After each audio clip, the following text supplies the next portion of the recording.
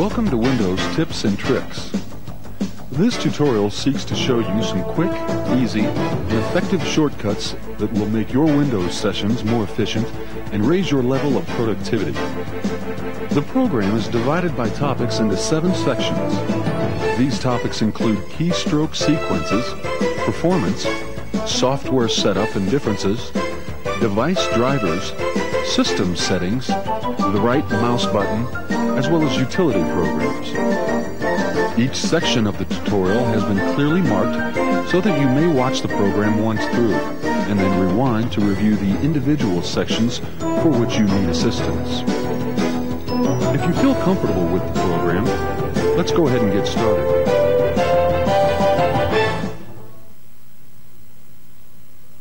Keystroke sequences.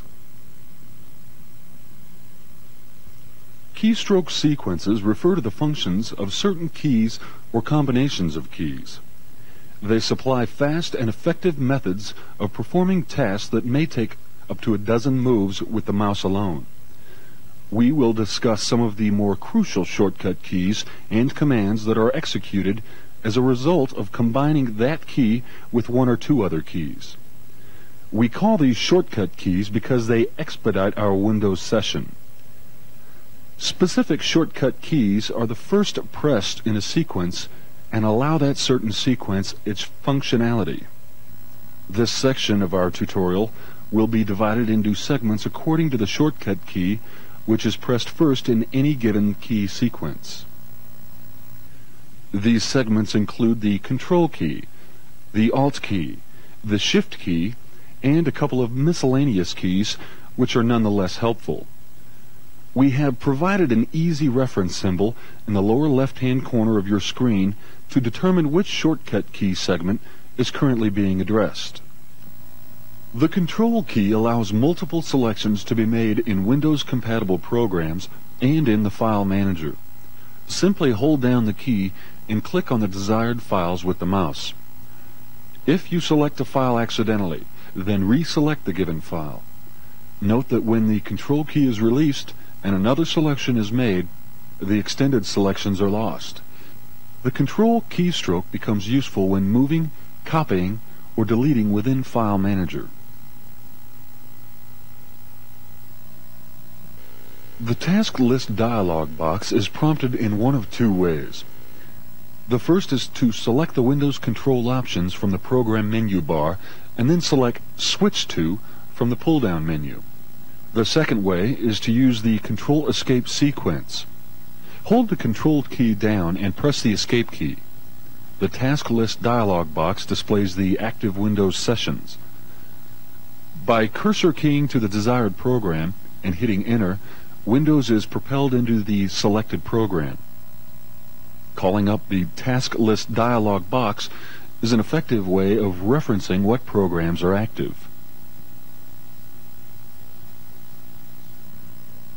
The Control Tab key sequence switches between program groups within the Program Manager. This function will scroll through the program groups in the order that they were last used. Once the desired program group is highlighted, press Enter to display the icons. The cursor keys are used for movement between icons. Now, pressing the Enter key will launch you into the respective program.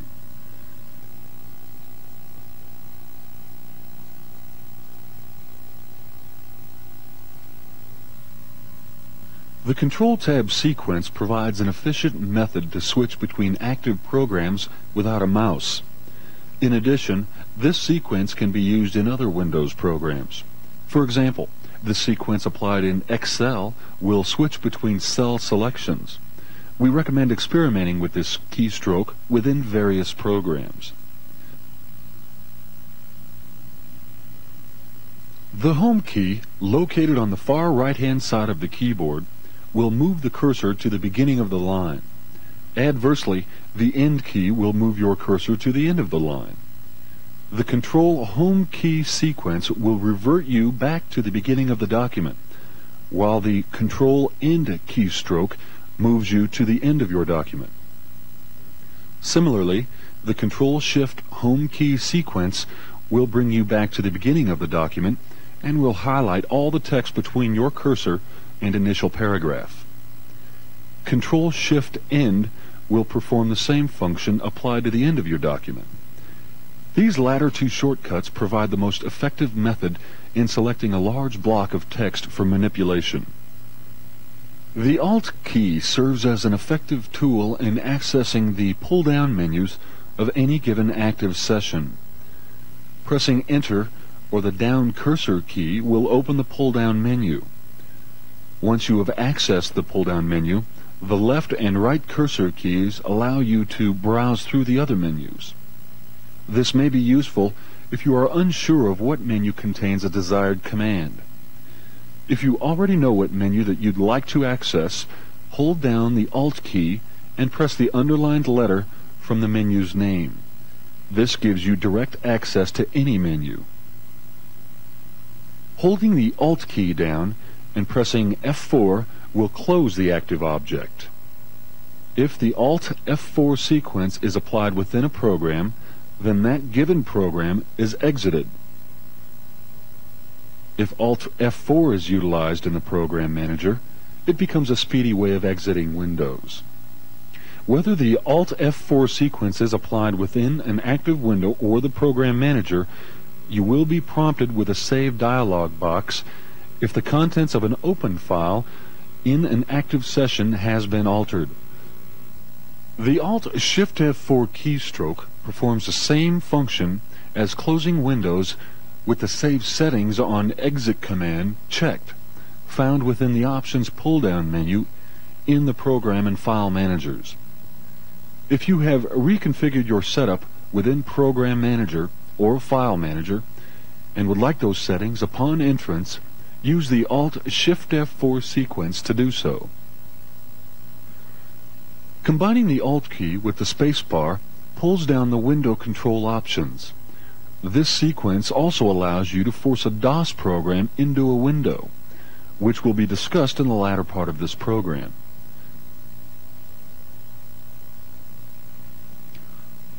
The Alt-Tab keystroke moves between active Windows sessions. This is an efficient way of switching between programs that you have running. When you reach the program that you would like to access, just release the Alt key and you are propelled into that program. The Alt-Escape keystroke permits the user to transfer between active applications. This becomes an efficient tool when you are working in two programs simultaneously.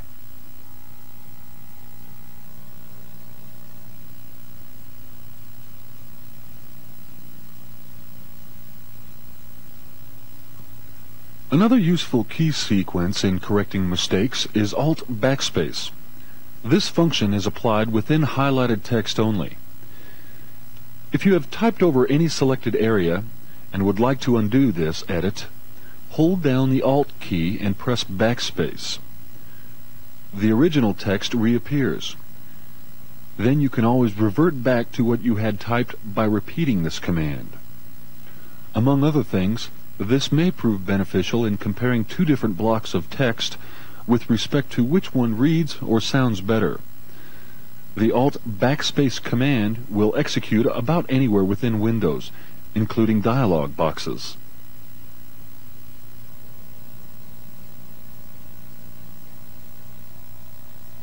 The Startup group is applied in the automatic execution of icons within.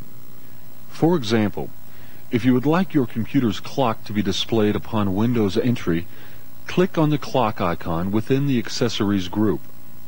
Now select Copy from the File pull-down menu. At this point, you are prompted for the group to copy to. Pull down the menu and scroll down until you reach the Startup group. Select it and click on OK. Your clock is now visible upon booting the system.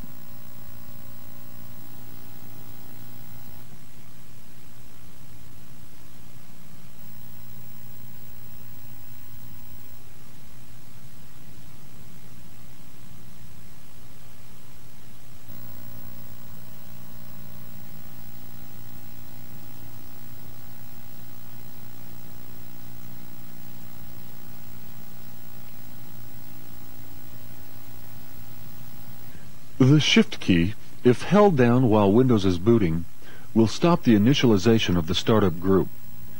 This is helpful if you do not need to load your startup file every time that you boot your machine.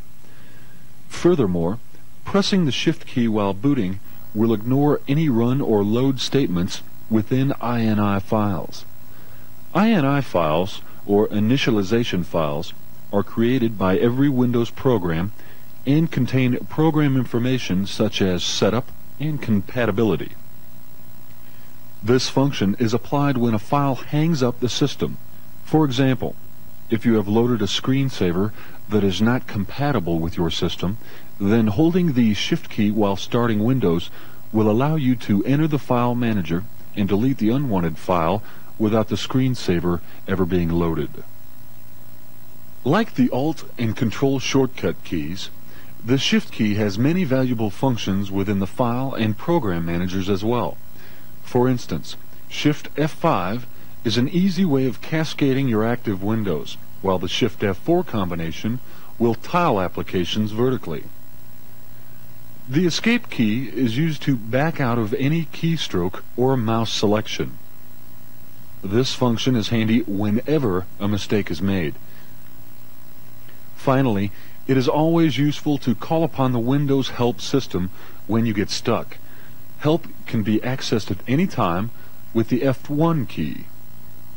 When this shortcut key is applied, context-sensitive help arises to your screen. Now that you are familiar with some keystrokes and their features, let's discuss improving the performance of your PC.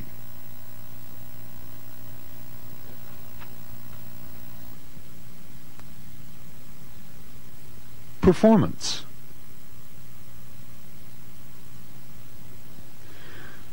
Performance refers to the efficiency with which your computer is running. We'll discuss two shortcuts which will speed up programs running on your PC, both of which are found within the 386 Enhanced mode. Namely, we'll discuss foreground and background programs as well as virtual memory.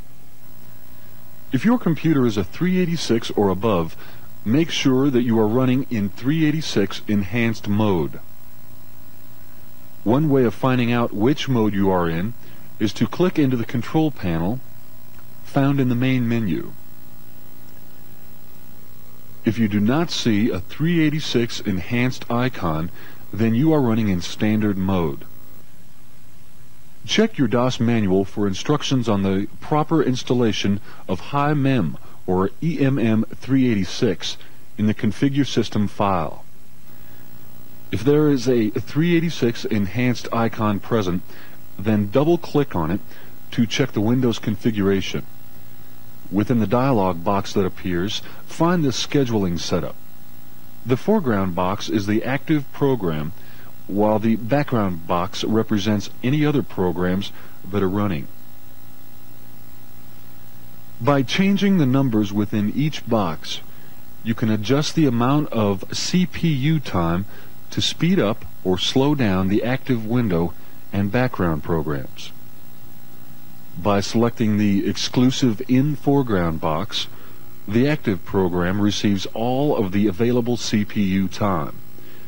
In essence, by selecting this box, we are telling our computer to give Windows a minimal amount of CPU time. If there is a background processing, the exclusive In Foreground box should not be checked.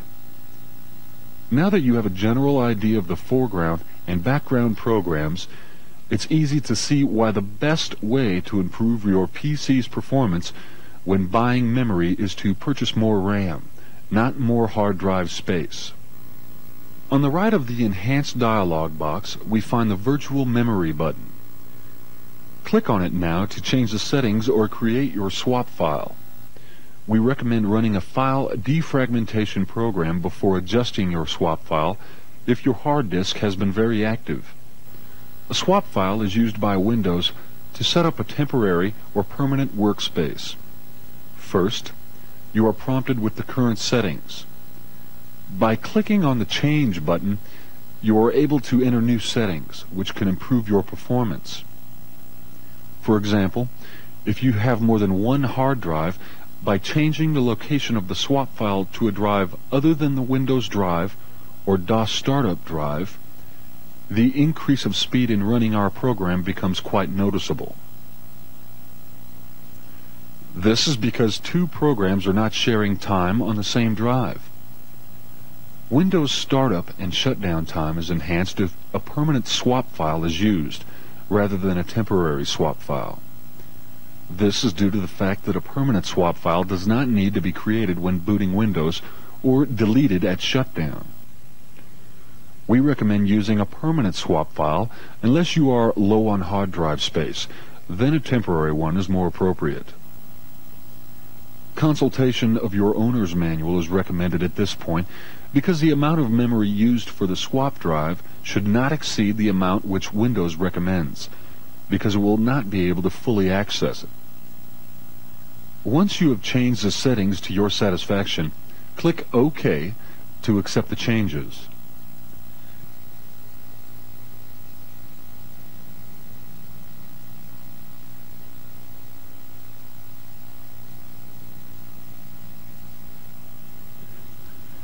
You may be asked to restart Windows before any changes can take effect.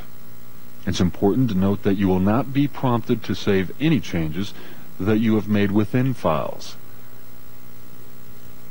By selecting Restart Windows from the dialog box without saving your changes, such information is lost. If you are not running on a battery-powered laptop or notebook and require multiple DOS windows, check the box titled Use 32-bit disk access. While this will increase the switching time between such multiple sessions, we recommend consulting your operations manual again because functionality can differ between Windows upgrades. If there is not a 32-bit disk access command within your virtual memory dialog box, then Windows has ascertained that your disk controller is not compatible with this function.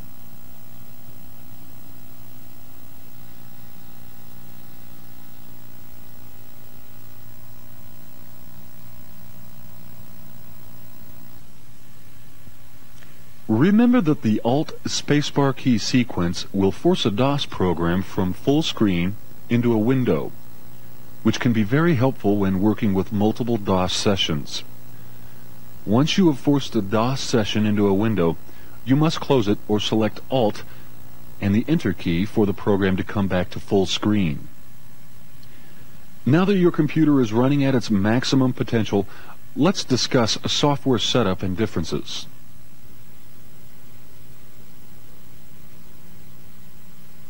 Software setup and differences. There are a variety of ways to set up software to run under Windows. Most software has a self-install program which may be accessed through the Program Manager. Simply select the Run command from the File Applications menu. Then type either /setup or /install, depending upon the software. Again, consult your software's manual for more information on installation. Or click on Browse within the Run dialog box to view files on any drive.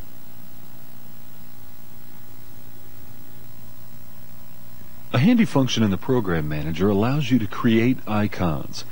This may be helpful if you have accidentally deleted an icon.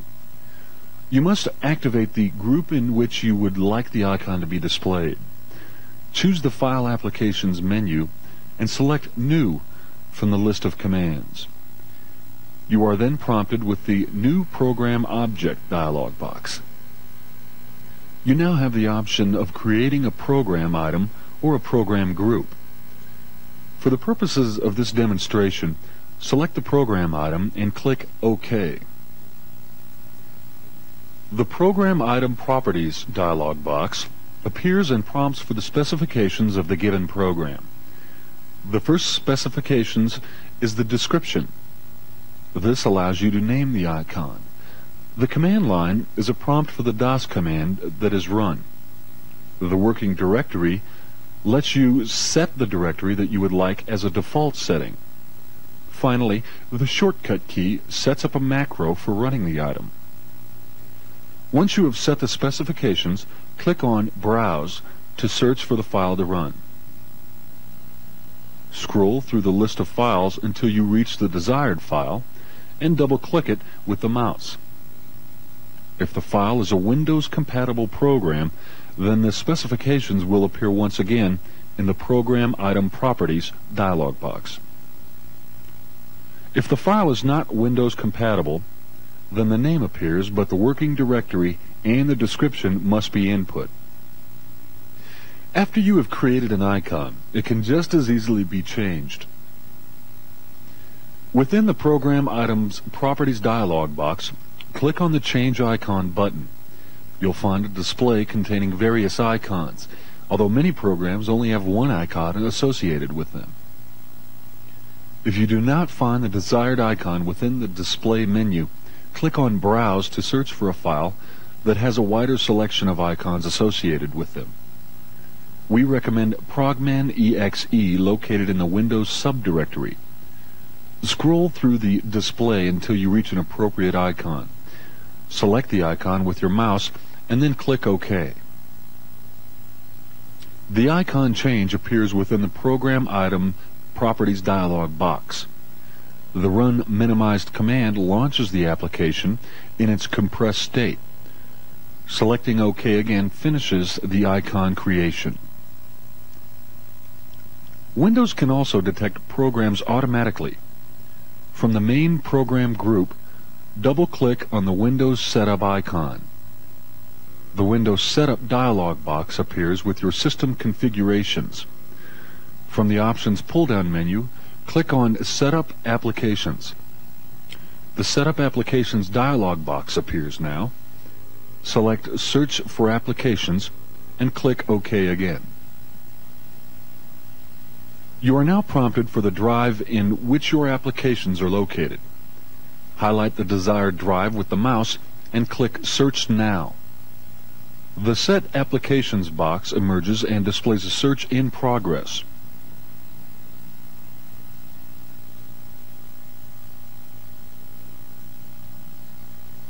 When the search is done, the applications which were found on the drive are presented. Now you are given the opportunity to add applications for setup for use with Windows. The Add All buttons allows every application found to be set up. Selecting the desired application with the mouse from the scroll-down menu and clicking on the Add button lets you augment the applications one at a time. The Remove button lets you remove any unwanted applications for setup in the same manner that the Add button permits applications to be added. When you have finished selecting the applications to be set up, then simply click OK. All groups and icons will be created for you during setup.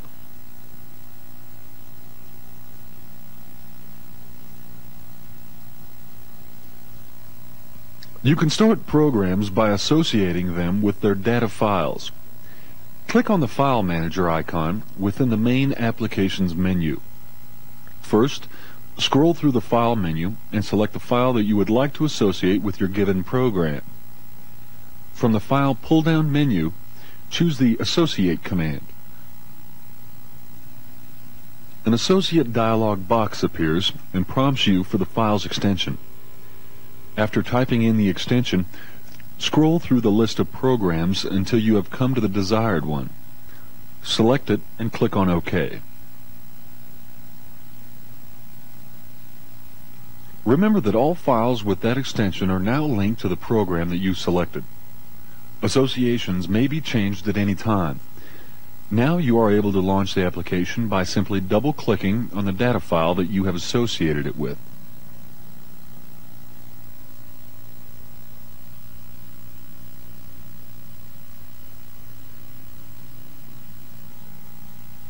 The File Manager also allows you to manipulate your disk space and directory structure. As you may know, disk space is a crucial aspect of the Windows operating system. You can delete either files or subdirectories by highlighting the desired file and/or subdirectory with your mouse and either hitting the Delete key or selecting Delete from the File pull-down menu. You are able to move files and subdirectories to another drive by highlighting the file or subdirectory and holding down the mouse button while dragging them to the desired drive icon. Once you are positioned over the drive icon, simply let go of the mouse button. Whether you are deleting or moving files or subdirectories, you will be prompted for confirmation. File Manager allows you to create directories as well. Highlight the destination directory and select Create Directory from the File pull-down menu. You are prompted for the name. Type in the name and click on OK. Notice that the directory has been placed where you desired. Now let's discuss the ever-confusing device driver and the function that it serves. Device drivers. Many Windows programs run in conjunction with a device driver that controls hardware. Such devices include scanners, sound cards, and video cards, among others. From the main Applications group, double-click on the Control panel. Within the dialog box that appears, select the Drivers icon. A Drivers dialog box emerges, which lists the drivers that are installed on your system.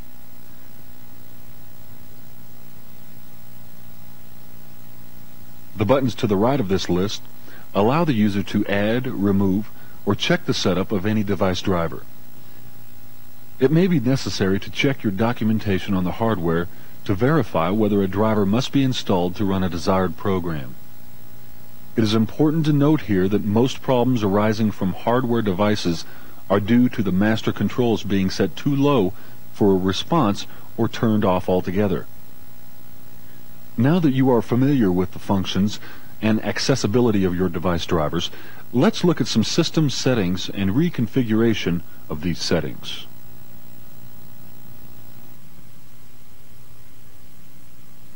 System settings.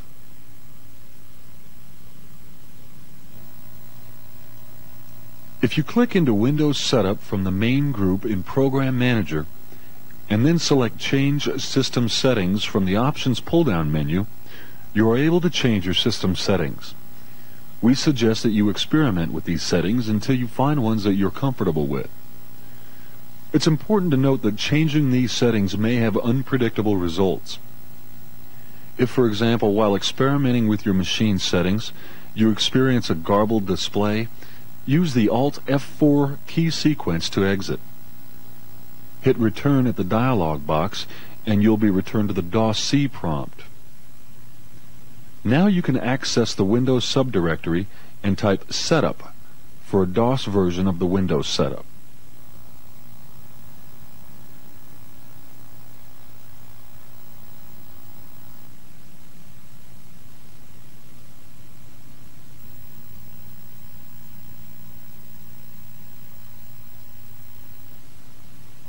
Any system setting that you have reconfigured, such as screen placements of icons and groups or control panel settings, must be saved. To save this information, check the Save Settings on Exit command from the Options pull-down menu in Program Manager. Conversely, if you have accidentally changed your settings, simply exit without the command checked. When you reboot your computer, your system will revert back to its default settings.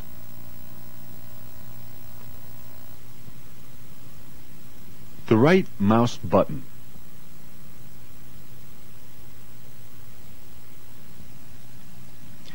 The right mouse button supplies many different helpful features, depending upon the program running and the placement of the cursor.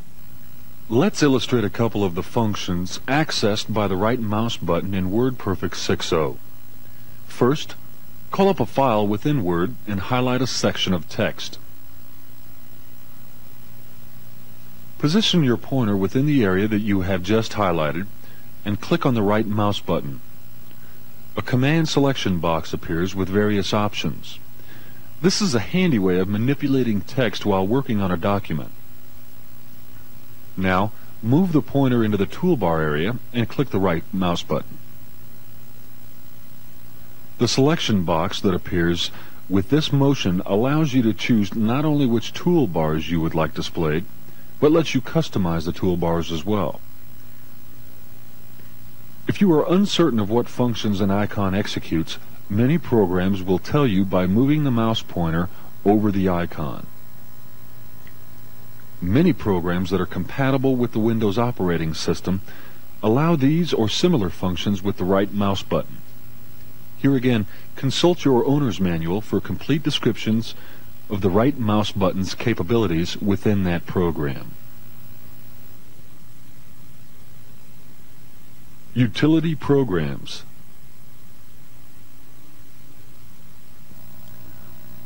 Utility programs refer to features that are included with your Windows software package.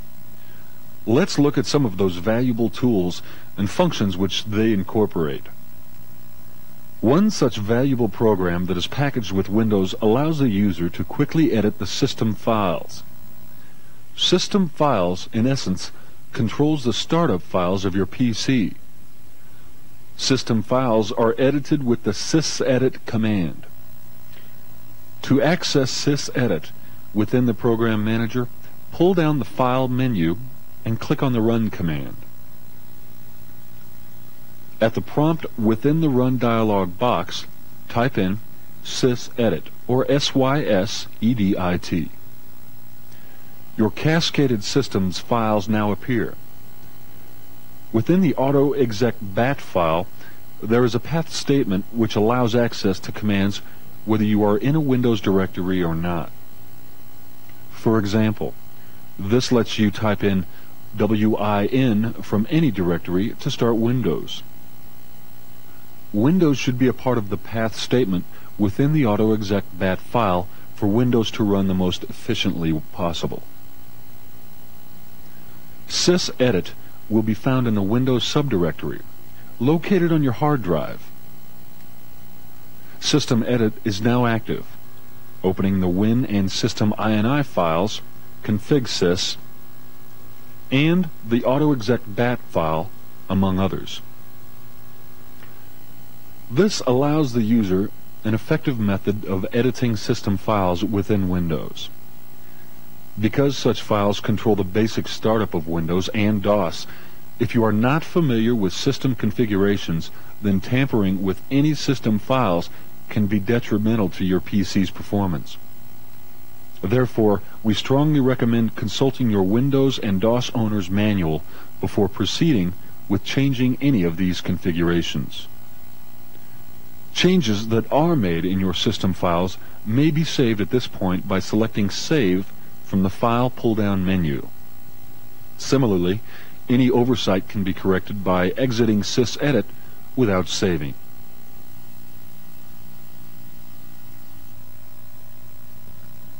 If you're unsure about which settings may work best for your Windows configurations, there are some helpful files that can be viewed or printed which will recommend settings for your specific system. Open Accessories and double-click on the right applications icon. From the File pull-down menu, click on the Open command. The Open dialog box becomes visible and opens on the Windows subdirectory. The right files appear with the WRI extension. Select the file entitled Printers WRI. We find that this contains useful information on printing not found on the helpline or in documentation. In addition, there are some text files which may supply helpful information. Change the file type from WRI to TXT extensions in the list files of Type menu in the lower left-hand corner of the Open dialog box. With the mouse pointer, highlight the Setup text file and select OK. A Write dialog box emerges and asks if you would like to convert the file over to Write. No conversion is necessary to read the file, so just click on the No Conversion button. Text files, such as the one that appears, contain the latest news on your particular version of Windows. Write and text files that are found in the Windows subdirectory can provide indispensable information concerning system configuration. We suggest that you read through them to better acquaint yourself with your system.